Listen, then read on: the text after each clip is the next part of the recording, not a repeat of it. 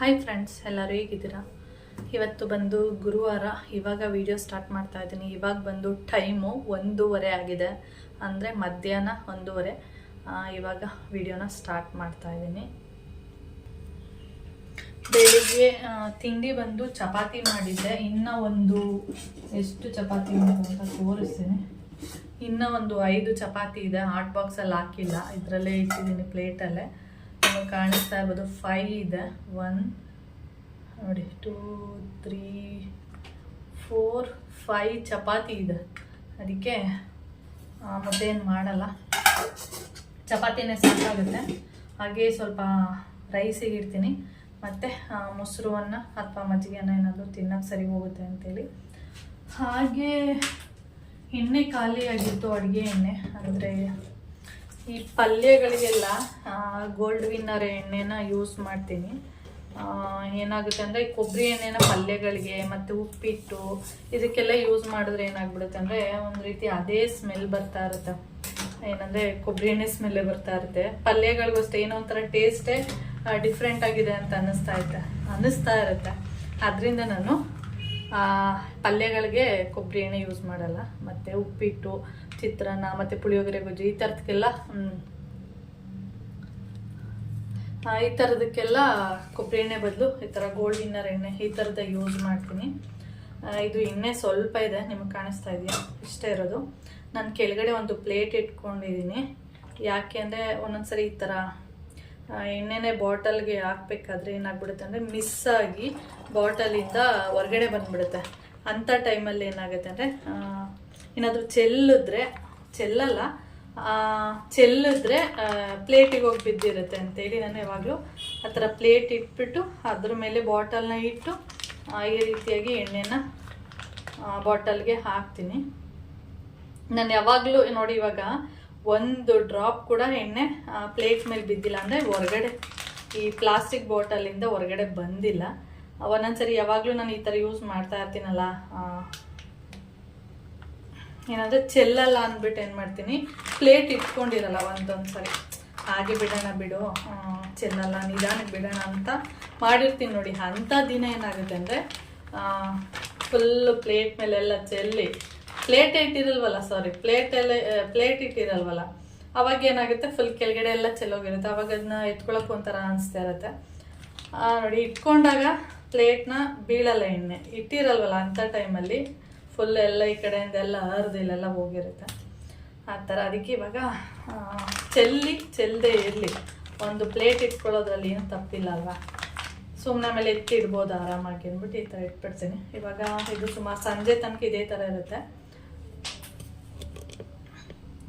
ಈ ಥರ ಇಟ್ಬಿಟ್ಟಿರ್ತೀನಿ. ಇದು ನೀಟಾಗಿ ತೊಟ್ತಾ ಇರುತ್ತೆ, ನಿಮ್ಗೆ ಕಾಣಿಸ್ತಿದೆಯೇನೋ ಗೊತ್ತಿಲ್ಲ. ಒಂದೊಂದು ಡ್ರಾಪ್ ಎಲ್ಲ ನೀಟಾಗಿ ತೊಟ್ಟುತ್ತೆ. ಆಮೇಲೆ ಅದನ್ನು ಪ್ಯಾಕೆಟ್ ಏನಿದೆ ಅದನ್ನು ಇಲ್ಲೇ ಇಟ್ಟಿರ್ತೀನಿ. ಓಕೆ, ಇದು ಬಂದು ಸಿರಿಧಾನ್ಯಗಳು. ನಿನ್ನೆ ತರಿಸಿದ್ದೀನಿ, ಅಂದರೆ ಇದನ್ನು ಕ್ಲೀನ್ ಮಾಡಬೇಕಿಲ್ಲ ಅಂದರೆ ಹುಳ ಆಗ್ಬಿಟ್ಟಿರುತ್ತೆ. 5 ಸಿರಿಧಾನ್ಯಗಳು, ಅಂದರೆ ಒಂದೊಂದು ಕಡೆ 7 ಕೊಡ್ತಾರಂತೆ, ನಾನು ನೋಡಿಲ್ಲ 7 ಕೊಟ್ಟಿರೋದು. ಇಲ್ಲೆಲ್ಲ 5 ಕೊಡೋದು. ಒಂದು ಅದು ಹೆಸರುಗಳು ಏನೋ ನವಣೆ, ಹರ್ಕ, ಊದ್ಲು ಅಂತ ಎಲ್ಲ ಇದು ಇದೆ ಅಂತ ಹೆಸರು ಗೊತ್ತಿಲ್ಲ ನನಗೆ ಕರೆಕ್ಟಾಗಿ. ಇವಾಗ ನೋಡ್ತೀವಲ್ಲ ನೋಡ್ಬಿಟ್ಟು ಇದು ನವಣೆ ಊದ್ಲು ಆ ಥರ ಹೇಳ್ತಾರೆ, ನನಗೆ ಅದು ಗೊತ್ತಿಲ್ಲ. ಒಟ್ಟಲ್ಲಿ 5 ಸಿರಿಧಾನ್ಯಗಳು ನೋಡಿ ಈ ಥರ ಇದೆ. ಇದನ್ನೆಲ್ಲ ಪ್ಯಾಕೆಟೆಲ್ಲ ಕಟ್ ಮಾಡಿ ಇದನ್ನೆಲ್ಲ ಕ್ಲೀನ್ ಮಾಡಿ ಇಡಬೇಕು. ಏನಕ್ಕೆ ಅಂದರೆ ರಾಗಿ ಮಿಲ್ ಮಾಡಿಸ್ತೀನಲ್ಲ, ಅವಾಗ ಏನು ಮಾಡ್ತೀನಿ, ಇದು 5 kg ಇದೆ. ಅಂದರೆ ಒಂದು 1/2 kg ಕೊಡಲ್ಲ, 5 ಕೂಡ 1 kg ಇದೆ. ಅಂದರೆ ಇಲ್ಲಿ 5 kg ಇದೆ, 650 ರೂಪಾಯಿ ಆಗಿದೆ. 10 kg ರಾಗಿ ಬಂದು 500 ರೂಪಾಯಿ. ಅದೇ 5 kg ಸಿರಿಧಾನ್ಯಗಳು ಬಂದು 650 ಏನೋ ಹೇಳಿದ್ರು ಮಮ್ಮ, ಅಷ್ಟು ತೊಗೊಂಡಿದ್ದಾರೆ. ಅಂದರೆ ರಾಗಿಗಿಂತ ಇದೇ ಸಿರಿಧಾನ್ಯಗಳ ರೇಟೇ ಜಾಸ್ತಿ ಆಗ್ಬಿಟ್ಟಿದೆ. ಮೊದಲೆಲ್ಲ ಯಾರಿಗೂ ಗೊತ್ತಿರಲಿಲ್ಲ, ಅಂದರೆ ನಮಗೆಲ್ಲ ಗೊತ್ತೇ ಇರಲಿಲ್ಲ ಸಿರಿಧಾನ್ಯ ತಿನ್ನಬೇಕು ಮತ್ತು ಅದು ಒಳ್ಳೆಯದು ಅಂತೆಲ್ಲ ಗೊತ್ತಿರಲಿಲ್ಲ. ಗೊತ್ತಾದ್ಮೇಲೆ ಅಂತೂ ರೇಟೆಲ್ಲ ಜಾಸ್ತಿ ಆಗಿಬಿಟ್ಟಿದೆ. ಅದಕ್ಕೆ ಇವತ್ತು ಆಗಲ್ಲ ಕ್ಲೀನ್ ಮಾಡೋಕ್ಕೆ, ಇವಾಗಲೇ ಟೈಮ್ ಆಗಿದೆ. ನಾಳೆ ನೋಡ್ತೀನಿ ಕ್ಲೀನ್ ಮಾಡಿಬಿಟ್ಟು. ಒಂದೊಂದ್ಸರಿ ಏನಾಗಿರುತ್ತೆ ಅಂದರೆ ಹುಳ ಆಗ್ಬಿಟ್ಟಿರುತ್ತೆ, ಒಂದೊಂದರಲ್ಲಿ ಇರಲ್ಲ, ಒಂದೊಂದ್ರಲ್ಲಿ ಹುಳ ಆಗ್ಬಿಟ್ಟಿರುತ್ತೆ. ಅದಕ್ಕೆ ಕ್ಲೀನ್ ಮಾಡಿಬಿಟ್ಟು ಅರ್ಧನ, ಈಗ 5 kg ಇದೆ ಅಲ್ವಾ, 5 kgಯಲ್ಲಿ ಅರ್ಧನ ಅಂದರೆ 2.5 kg ರಾಗಿಗೆ ಮಿಕ್ಸ್ ಮಾಡಿಬಿಟ್ಟು ಮಿಲ್ ಮಾಡಿಸ್ತೀನಿ. ಇನ್ನರ್ಧ ಉಳ್ಕೊಂಡಿರುತ್ತೆ ನೋಡಿ, ಇನ್ನೂ 2.5 kg. ಅದನ್ನು ನೆಕ್ಸ್ಟ್ ಟೈಮ್ ರಾಗಿ ಮಿಲ್ ಮಾಡಿಸ್ಬೇಕಾದ್ರೆ ಅದನ್ನು ತೊಗೊಂಡೋಗ್ಬಿಟ್ಟು ಮಿಕ್ಸ್ ಮಾಡಿ, ಏಕೆಂದರೆ ನಾವು ಸಿರಿಧಾನ್ಯಗಳನ್ನ ಈ ಥರ ರೈಸು, ಪೊಂಗಲ್ ಆ ಥರದ್ದೆಲ್ಲ ಮಾಡ್ಕೊಂಡು ತಿನ್ಬೋದು.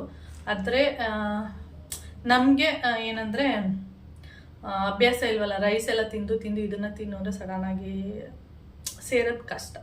ಅದರಿಂದ ನಾನು ಈ ರೀತಿಯಾಗಿ ಮುದ್ದೆ ಜೊತೆ ಮತ್ತು ರೊಟ್ಟಿ ಎಲ್ಲ ಮಾಡ್ಬೋದು. ನಾನು ಇದ್ರದ್ದೇ ಒಂದು ವಿಡಿಯೋ ಬೇಕಾದರೆ ಮಾಡ್ತೀನಿ, ಸಿರಿಧಾನ್ಯಗಳನ್ನ ಯಾವ ರೀತಿಯಾಗಿ ಯೂಸ್ ಮಾಡ್ಕೋಬೋದು ಅಂತೇಳಿ. ಓಕೆ, ಇವಾಗ ವಿಡಿಯೋನ ಆಮೇಲೆ ಕಂಟಿನ್ಯೂ ಮಾಡ್ತೀನಿ. ಹಾಗೆ ಇವತ್ತು ಐಬ್ರೋ ಮಾಡಿದೆ ನೋಡಿ.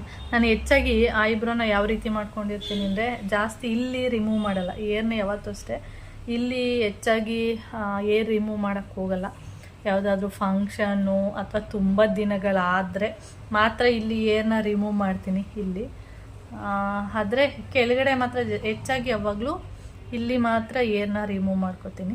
ಇಲ್ಲೇನು ಅವಶ್ಯಕತೆ ಇಲ್ಲ ಏರ್ ರಿಮೂವ್ ಮಾಡುವಷ್ಟು. ಆದರೆ ಇವತ್ತು ಇಲ್ಲಿ ಕೂಡ ಏರ್ನ ರಿಮೂವ್ ಮಾಡಿದ್ದೀನಿ, ನೀವು ನೋಡ್ತಾ ಇರ್ಬೋದು ನೋಡಿ, ಕಾಣಿಸ್ತಿದೆಯಾ ಅಲ್ಲೆಲ್ಲ. ಸುಮಾರು 3-4 ತಿಂಗಳಾಗಿತ್ತು ಇಲ್ಲ ರಿಮೂವ್ ಮಾಡಿರಲಿಲ್ಲ, 3-4 ತಿಂಗಳಿಂದ. ಅದಕ್ಕೆ ಇವತ್ತು ರಿಮೂವ್ ಮಾಡೋಣ ಅಂದ್ಬಿಟ್ಟು ಇಲ್ಲೂ ಕೂಡ ರಿಮೂವ್ ಮಾಡಿದ್ದೀನಿ. ರಿಮೂವ್ ಮಾಡಿದ್ರೆ ಚೆನ್ನಾಗಿ ಕಾಣಿಸುತ್ತೆ, ಆದರೆ ಇಲ್ಲಿ ಅವಶ್ಯಕತೆ ಇಲ್ಲ. ಯಾವಾಗಲಾದರೂ ಅಪರೂಪಕ್ಕೆ ಒಂದ್ಸರಿ ಮಾಡಿಕೊಂಡ್ರೆ ಸಾಕು ಅಂದ್ಬಿಟ್ಟು ಮಾಡೋಕ್ಕೆ ಹೋಗಲ್ಲ ಅಷ್ಟೇ. ಇಲ್ಲಿ ಮಾತ್ರ ಮಾಡ್ಕೊಂಡಿರ್ತೀನಿ. ಹಾಗೆ ಸರಿ ಮಾಡಬೇಕಾದ್ರೆ ಇಲ್ಲೂ ಒಂದು ನೋಡಿ, ಇಲ್ಲಿ ನಿಮಗೆ ಅಬ್ಸರ್ವ್ ಮಾಡಿ, ಇಲ್ಲಿ ಒಂದೇ ಒಂದು ಕೂದಲು ತೆಗೆದ್ಬಿಟ್ಟಿರೋದು, ಅದು ಹೆಂಗೆ ಕಾಣಿಸ್ತಾ ಇದೆ ನೋಡಿ. ಅಲ್ಲಿ ಒಂದು ಕೂದಲಷ್ಟೇ ತೆಗ್ದಿರೋದು, ಸರಿ ತೆಗ್ದಿರೋದು. ಈ ಸರಿ ಇವಾಗ ಮಾಡಬೇಕಾದ್ರೆ ಸ್ವಲ್ಪ ಹುಷಾರಾಗಿ ಮಾಡಿದೆ. ಅಲ್ಲಿ ಸಣ್ಣ ಕೂದಿದೆ, ಅದು ಬರಬೇಕು ಅಂದರೆ ಇನ್ನೂ ಸ್ವಲ್ಪ ದಿನ ಬೇಕು, ಆಮೇಲೆ ಅದು ಸರಿ ಹೋಗುತ್ತೆ.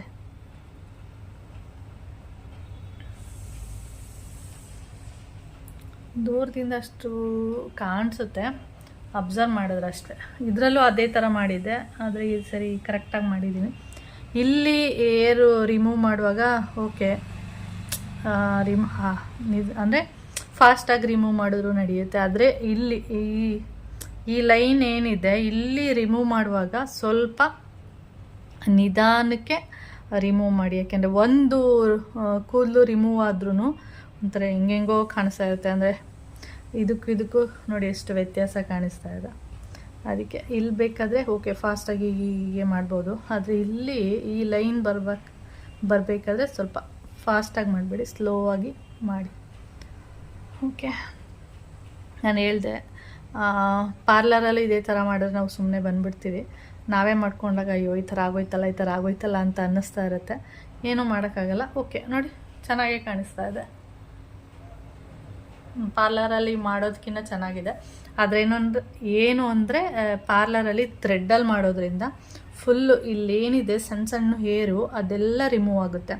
ಆದರೆ ನಾವು ಇದು ಬರುತ್ತೆ ನೋಡಿ, ನಾವು ತೆಗೆಯೋದು ಪ್ಲಕ್ಕರು, ಅದರಲ್ಲಿ ತೆಗೆದ್ರೆ ಏನಾಗುತ್ತೆ ಅಂದರೆ ಅಷ್ಟು ಸಣ್ಣ ಏರೆಲ್ಲ ರಿಮೂವ್ ಆಗಲ್ಲ, ಅಷ್ಟೇ ವ್ಯತ್ಯಾಸ. ನೋಡಿ ದೂರದಿಂದ ಎಷ್ಟು ನೀಟಾಗಿ ಕಾಣಿಸ್ತಾ ಇದೆ. ಪಾರ್ಲರ್ಲಿ ಹೋಗಿ ಐಬ್ರೋ ಮಾಡಿಸಿರೋ ಥರನೇ ಕಾಣಿಸ್ತಾ ಇದೆ. ಇವತ್ತಿಲ್ಲೂ ಕೂಡ ಐಬ್ರೋ ಮಾಡಿರೋದ್ರಿಂದ, ಅಂದರೆ ಏರ್ನ ರಿಮೂವ್ ಮಾಡಿರೋದ್ರಿಂದ ಚೆನ್ನಾಗಿ ಕಾಣಿಸ್ತಾ ಇದೆ. ಓಕೆ, ಇದು ಬಂದು ರಾತ್ರಿ ಏನಂದರೆ ಒಂದು ಬಟರ್ಫ್ಲೈ ಚಿಟ್ಟೆ ಬಂದಿತ್ತು ನೋಡಿ. ಅದು ನೋಡೋಕ್ಕೆ ಯಾವ ಥರ ಕಾಣಿಸ್ತಾ ಇದೆ ಅಂದರೆ ಒಂದು ಬ್ಲ್ಯಾಕ್ ಕಲರ್ ಥರ ಕಾಣಿಸ್ತಾ ಇದೆ. ಅದನ್ನು ಆಮೇಲೆ ಝೂಮ್ ಮಾಡಿ ತೋರಿಸ್ತೀನಿ ನೋಡಿ. ಫಸ್ಟು ಏನು ಮಾಡಿತ್ತು ಅಂದರೆ ಅದು FM ಮೇಲೆ ಬಂದು ಕುತ್ಕೊಂಡಿತ್ತು. ಆವಾಗ ನಮ್ಮ ಬೆಕ್ಕುಗಳೇನಿದೆ ಆ ಬೆಕ್ಕುಗಳು ಇರಲಿಲ್ಲ, ಎಲ್ಲ ಹೊರಗಡೆ ಫುಲ್ಲು ಆಟ ಆಡೋದಕ್ಕೆ ಅಂತೇಳಿ ಹೋಗಿತ್ತು. ಅದಿದ್ದಿದ್ರಂತೂ ಇದು ಫಿನಿಶು, ಅಂದರೆ ತಿನ್ಬಿಡ್ತಾಯಿತ್ತು ಬೆಕ್ಕುಗಳೆಲ್ಲ ಸೇರಿಕೊಂಡು. ಅಂದರೆ ಹಿಡ್ದು ಅದ್ರ ಕೆಲಸನೇ ಅದಲ್ವ, ಬೇಟೆ ಆಡೋದೇ ಬೆಕ್ಕಿನ ಕೆಲಸ. ಹಿಡಿಯೋದು, ಸಾಯಿಸೋದು. ಒಂದೊಂದು ಸರಿ ತಿನ್ನುತ್ತೆ, ಒಂದೊಂದು ಸರಿ ತಿನ್ನಲ್ಲ, ಆ ಥರ. ಅದಿರಲಿಲ್ವಲ್ಲ, ಅದರಿಂದ ಅದು ಆರಾಮಾಗಿ ಆಟ ಆಡಿಕೊಂಡು ಇತ್ತು. ಹಾಗೆ ನಾನು ಕೂತ್ಕೊಂಡಿದ್ನಲ್ಲ, ನನ್ನ ಕಾಲ ಮೇಲೆ ಬಂದು ಕೂತ್ಕೊಂಡಿದ್ದೆ. ನೋಡಿ ಅದು ಯಾವ ಥರ ಇದೆ, ಯಾವ ಕಲ್ಲರ್ ಇದೆ. ಫಸ್ಟು ತೋರಿಸ್ದಾಗ ಅದು ಬ್ಲ್ಯಾಕ್ ಕಲರ ಥರನೇ ಇತ್ತು. ಇವಾಗ ನೋಡುವಾಗ ಅದು ನೋಡಿ, ಅದು ಅಂದರೆ ಇವಾಗ ರೆಕ್ಕೆ ಎಲ್ಲ ಹರಡ್ಕೊಂಡಿದೆಯಲ್ಲ, ಇವಾಗ ಅದು ನೀಟಾಗಿ ಕಲರ್ಫುಲ್ಲಾಗಿ ಕಾಣಿಸ್ತಾ ಇದೆ. ಒಂದೊಂದು ಬಟರ್ಫ್ಲೈ ಚಿಟ್ಟೆಗಳು ಒಂದೊಂದು ಥರ ಇರುತ್ತೆ. ಇದು ಈ ಥರ ಇದೆ. ಇದ್ರದ್ದು ಏನು ರೆಕ್ಕೆ ಇದೆ ಅದನ್ನು ಮುಟ್ಟಿದರೆ ಅದ್ರ ಬಣ್ಣ ಏನಿದೆ ಅದು ಬಂದು ನಮ್ಮ ಕೈಗೆ ಅಂಟ್ಕೊಳ್ಳುತ್ತೆ. ಸುಮ್ಮನೆ ಅದ್ರ ರೆಕ್ಕೆನ ಸುಮ್ಮನೆ ಟಚ್ ಮಾಡಿ ಸುಮ್ಮನೆ ಹಿಂಗೆ ಇಟ್ಕೊಂಡ್ರೆ ಸಾಕು, ಆರಾಮಾಗಿ ಬಂದು ಅದ್ರ ಬಣ್ಣ ಏನು ಕಲರ್ ಕಾಣಿಸ್ತಾ ಇದೆ ಅಲ್ಲಿ ಅದು ಆರಾಮಾಗಿ ಬಂದು ನಮ್ಮ ಕೈಯಲ್ಲಿ ಅಂಟ್ಕೊಳ್ಳುತ್ತೆ. ತುಂಬ ಪ್ರೆಸ್ ಮಾಡಬೇಕಂತೇನಿಲ್ಲ, ಸುಮ್ಮನೆ ಹಂಗೆ ಇಟ್ಕೊಂಡ್ರೆ ಸಾಕು, ಆರಾಮಾಗಿ ಅಂಟ್ಕೊಬಿಡುತ್ತೆ ಅದ್ರ ಕಲ್ಲರ್ ಏನಿದೆ ಅದು. ಹಾಗೆ ಅದು ಬಂದು ಕಾಲ ಮೇಲೆಲ್ಲ ಕುತ್ಕೊಂಡಿತ್ತಲ್ಲ, ಅದಕ್ಕೆ ಅದನ್ನ ಸುಮ್ಮನೆ ಹಾಗೆ ವೀಡಿಯೋ ಮಾಡಿಕೊಂಡೆ ಅಷ್ಟೇ. ಇದಕ್ಕೆ ಪಾತರಗಿತ್ತಿ ಅಂತನೇನೋ ಕರೀತಾರೆ, ನನಗೂ ಅಷ್ಟು ಗೊತ್ತಿಲ್ಲ, ಎಲ್ಲೋ ಕೇಳಿದ ನೆನಪು. ಬಟರ್ಫ್ಲೈಗೆ ಪಾತರಗಿತ್ತಿ ಅಂತ ಕರೀತಾರೆ ಅಂತ. ನಮ್ಮ ಸುಂದ್ರಿರಿದ್ದಿರೆ ಫಿನಿಶ್ ಆಗೋಗ್ತಿತ್ತು ಅದು. ಇವತ್ತು ಬಂದು ಶುಕ್ರವಾರ, ಹೌದಲ್ಲ, ಇವತ್ತು ಶುಕ್ರವಾರ. ಇವತ್ತು ಬಂದು ಶುಕ್ರವಾರ. ಗೌರಿ ಹಬ್ಬದ ಎಲ್ಲರಿಗೂ ಗೌರಿ ಹಬ್ಬದ ಶುಭಾಶಯಗಳು. ಹಾಗೆ ಇವತ್ತು ಗೌರಿ ಹಬ್ಬ ಆಗಿರೋದ್ರಿಂದ ನಮಗೆಲ್ಲ ಗೌರಿ ಹಬ್ಬಕ್ಕಿಂತ ಗಣೇಶ ಹಬ್ಬನೇ ತುಂಬ ಗ್ರ್ಯಾಂಡಾಗಿ ಮಾಡೋದು. ಅಂದರೆ ಪೂಜೆ ಎಲ್ಲ ಮಾಡಿ ತಂಬಿಟ್ಟು ಮತ್ತು ತಿಗಳಿ ಅಂತ ಹೇಳ್ತೀವಲ್ಲ, ಏನದು ಕಪ್ಪು ಎಳ್ಳಿಂದ ಮಾಡ್ತೀವಲ್ಲ ಅದು, ಅದನ್ನು ನಾಳೆ ಮಾಡುವಂಥದ್ದು. ನಾಳೆ ಗ್ರ್ಯಾಂಡಾಗಿರುತ್ತೆ. ಇವತ್ತು ನಾರ್ಮಲಾಗಿ ಪೂಜೆ ಎಲ್ಲ ಮಾಡಿ ಊರಲ್ಲೆಲ್ಲ ಇದ್ದರೆ ಏನಂದರೆ ಇದು ಗೌರಿ ಗುಡಿ ಅಲ್ಲೋಗಿ ದೇವಸ್ಥಾನಕ್ಕೆ ಅಲ್ಲಿ ಗೌರಿ ದಾರ ಎಲ್ಲ ಕಟ್ಟಿಸ್ಕೊಂಡು ಅಲ್ಲೆಲ್ಲ ಪೂಜೆ ಎಲ್ಲ ಮಾಡಿಸ್ಕೊಂಡು ಬರ್ತೀವಿ.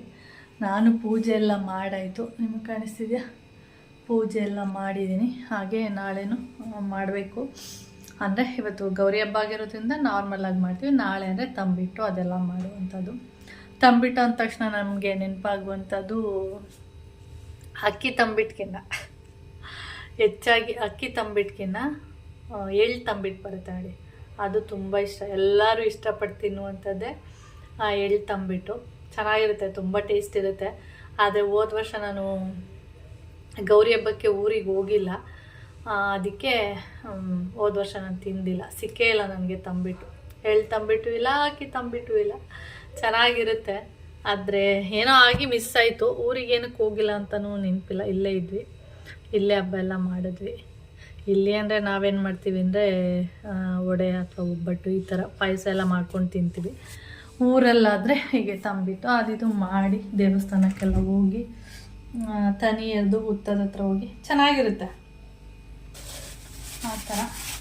ಹಾಗೆ ನಿನ್ನೆ ವಿಡಿಯೋ ಮತ್ತು ಇವತ್ತಿನ ದಿನದ ವಿಡಿಯೋ ಎರಡನ್ನೂ ಕಂಟಿನ್ಯೂ ಮಾಡ್ತೀನಿ.